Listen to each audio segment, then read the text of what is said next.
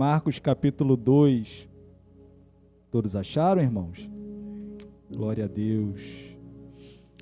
Poucos dias depois, tendo Jesus entrado novamente em Cafarnaum, o povo ouviu falar que ele estava em casa. Então muita gente se reuniu ali, de forma que não havia lugar nem junto à porta. E ele lhes pregava a palavra. Vieram alguns homens trazendo-lhe um paralítico, carregado por 4 deles. Não podendo levá-lo até Jesus por causa da multidão, removeram parte da cobertura do lugar onde Jesus estava. E pela abertura no teto, baixaram a maca em que estavam deitado o paralítico. Vendo a fé que eles tinham, Jesus disse ao paralítico: Filho, os seus pecados estão perdoados. Glória a Deus. Irmãos, essa palavra eu tenho meditado, já até preguei sobre ela, mas o Espírito Santo nessa semana tem falado comigo de forma diferente através dessa palavra. Nós vemos nos dias de hoje a paralisia que tem causado no meio cristão, e não somente paralisia espiritual, mas também observamos que eu que tranquei, fisioterapia no 4º período, quantas pessoas com dificuldade para fazer essa fisioterapia e desenvolver depois de uma paralisia, uma lesão, algo do tipo. E eu meditando muito bem nessa palavra, eu observo aqui que havia um homem paralítico que queria chegar até Jesus porque ouviu falar de Jesus. Só que ele estava limitado. E essa limitação não pôde chegar até Jesus. Mas o que eu observo é essa palavra que 4 homens chegaram e ajudaram esse paralítico. No meio do povo de Deus, observamos que precisamos de ajuda. E talvez muitos de nós que estamos aqui nessa noite precisamos de ajuda. Mas o que eu quero citar antes de continuar é que eu cito 3 paralíticos. Um deles foi esse de Cafarnaum. Mas eu analisando e observando a palavra também, eu cito o paralítico de Betesda. Aquele paralítico pela qual havia 38 anos que havia com aquela enfermidade.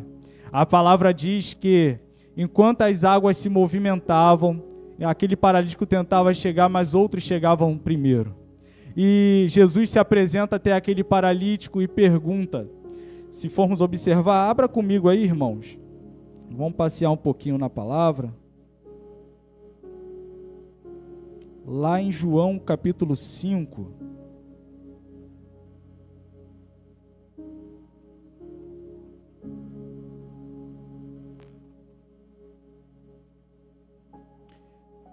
Lá no seu versículo 6 também. João 5, versículo 6, que diz lá no finalzinho: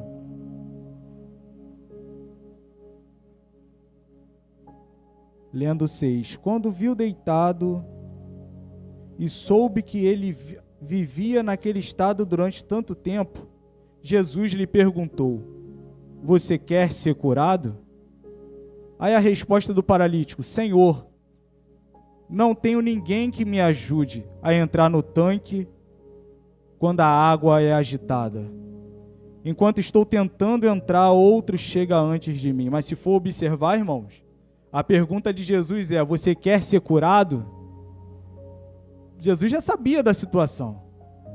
Mas a resposta do paralítico foi, em vez de responder, quero sim ser curado, o paralítico foi e respondeu: Senhor, não tenho ninguém que me ajude a entrar naquele tanque.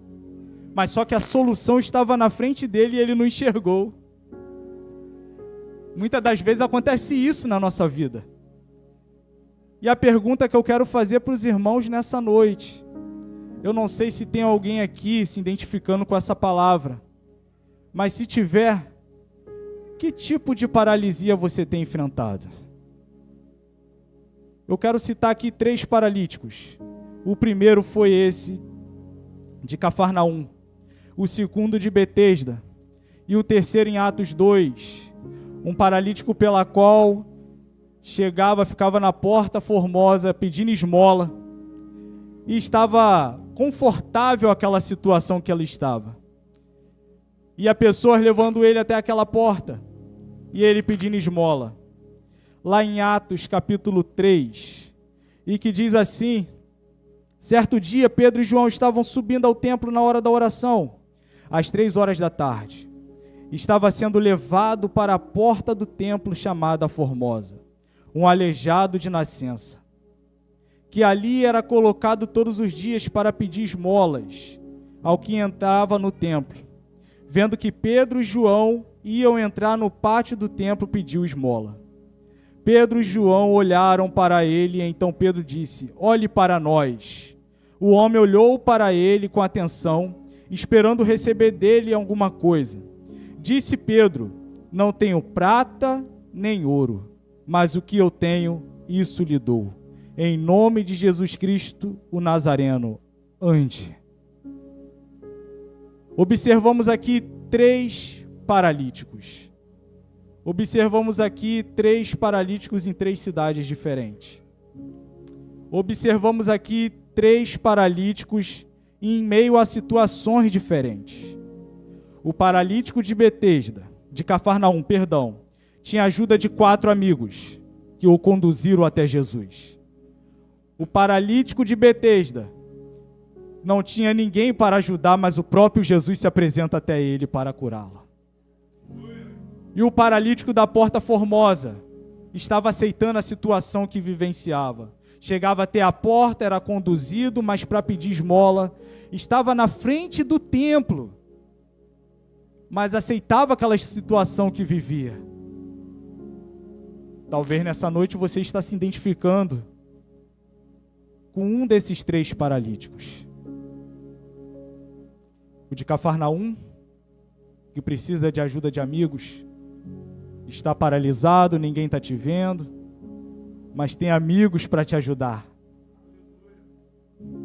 O de Betesda, que se sente sozinho, isolado, precisa de ajuda, transformação na sua vida, mas por anos tentando que a chave seja virada e nada acontece.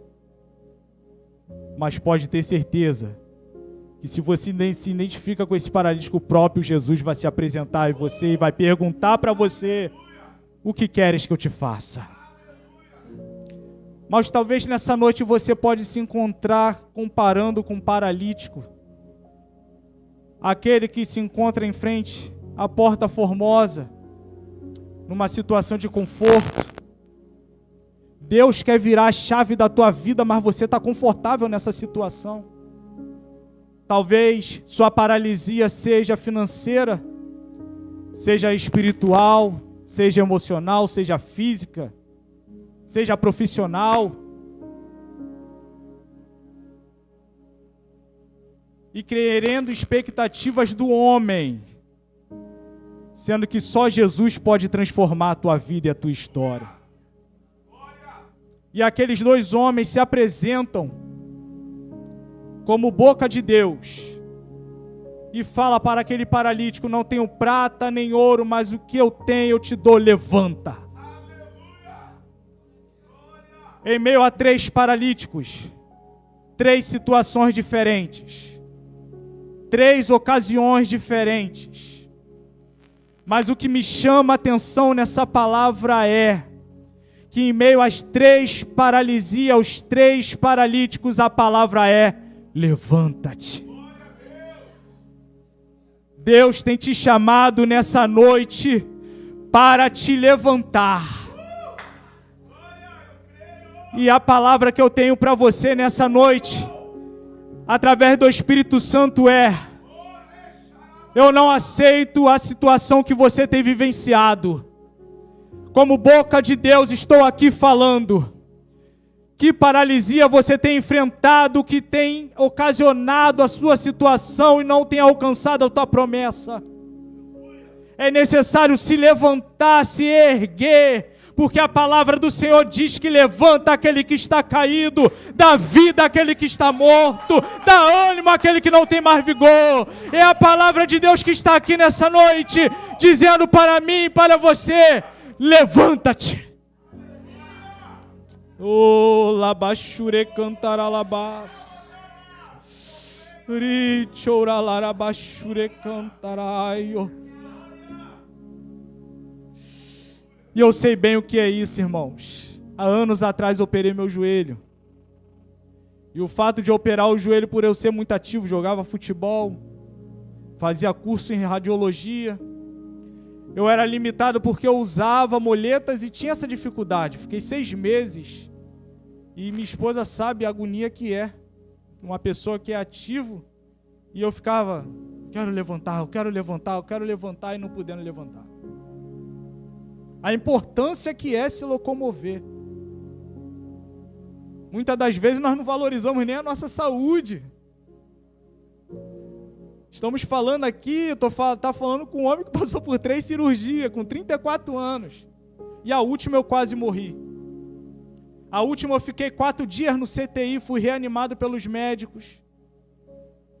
Tirei o apêndice, tive complicações. Mas o Senhor, com sua boa mão, me levantou. E eu louvo a Deus pela vida da minha esposa, das minhas filhas que me apoiaram. E muitas das vezes, esperamos do homem, criamos expectativas do homem. Isso é fato. Mas em meio a circunstâncias difíceis, sabemos que o Senhor mesmo permite situações para saber quem está do nosso lado, ou até mesmo pessoas que estão do nosso lado. Ele permite situações para nós mesmos ter somente um relacionamento com Ele. Porque muitas das vezes somos egoístas. Esquecemos que temos um Deus que nos salvou, irmãos. Ao 3º dia ressuscitou. E aqueles paralíticos tinham uma situação, uma limitação. E no meio de nós, irmãos, muitas das vezes temos essas limitações, mas esquecemos de pedir ajuda. Eu não sei qual é a sua situação nessa noite, a sua limitação nessa noite, a sua dificuldade nessa noite. Se é depressão, se é ansiedade, se é síndrome do pânico, se é medo de falar e receber represárias, ou medo de agir de alguma forma e receber calúnia ou apontamentos. Mas a palavra diz que o Senhor é contigo. O Deus de Jacó está conosco. E operando Ele, quem impedirá? Deus tem operado na tua casa, na tua família, na tua situação financeira, emocional. E eu creio que nessa noite haverá vidas curadas aqui nessa noite. Eu creio. Receba essa palavra em nome de Jesus, irmãos. Aleluia. Sabe a diferença de nós que temos a presença do Senhor? É que em meio a circunstâncias, dificuldades, nós temos a paz de espírito. A paz que excede todo entendimento. Lembra de Paulo e Silas na prisão? Lembra? O carcereiro estava cuidando de Paulo e Silas na prisão.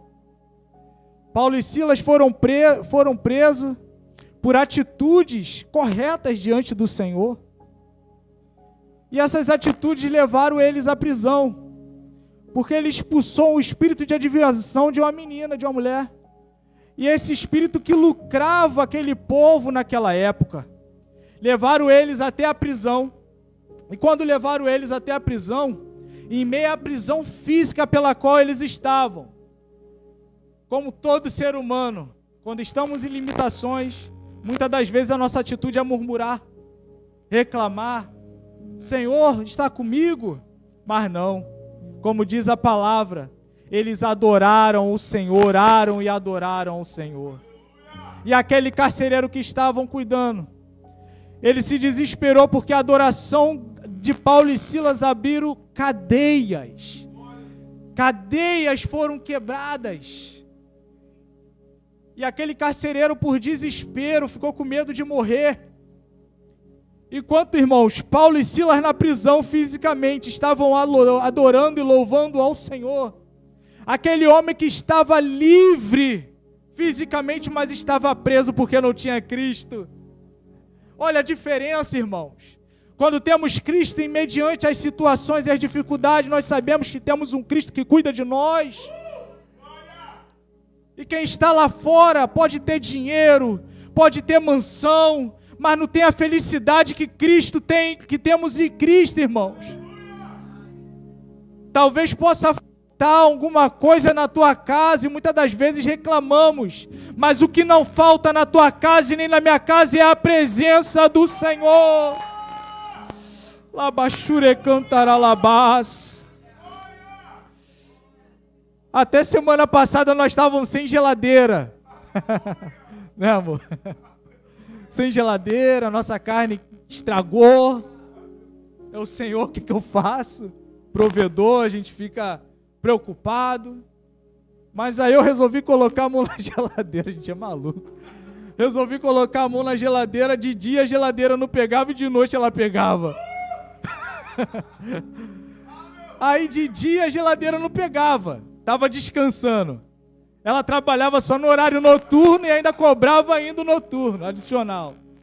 Glória a Deus. Aí tivemos condições com cartão, né? E pagamos a geladeira do estilo Casas Bahia, né? E o Senhor foi glorificado. Então a mão de Deus está sobre nós, irmãos. Operando Ele, quem impedirá? Em meias situações, as dificuldades. Talvez a tua situação pode ser enfermidade, pode ser o seu emocional, pode ser as afrontas no seu trabalho, pode ser a sua enfermidade física, mental, emocional, espiritual, porque há batalha mesmo. Mas o Senhor é contigo, é comigo, é conosco. Não é possível que nós não temos um testemunho para contar, algum milagre que o Senhor operou durante a semana. Não é possível que o Senhor não fez algo diferente, só prestar atenção nos mínimos detalhes. E agradeça ao Senhor. Outrora eu estava acompanhando, eu acho que aquele irmão ali estava passando uma enfermidade, não estava? Não era? Eu acompanho. Ele morreu? E bate aqui, eu morri também. Nós estamos aqui vivos para a honra e glória do Senhor, porque temos um propósito. Aleluia!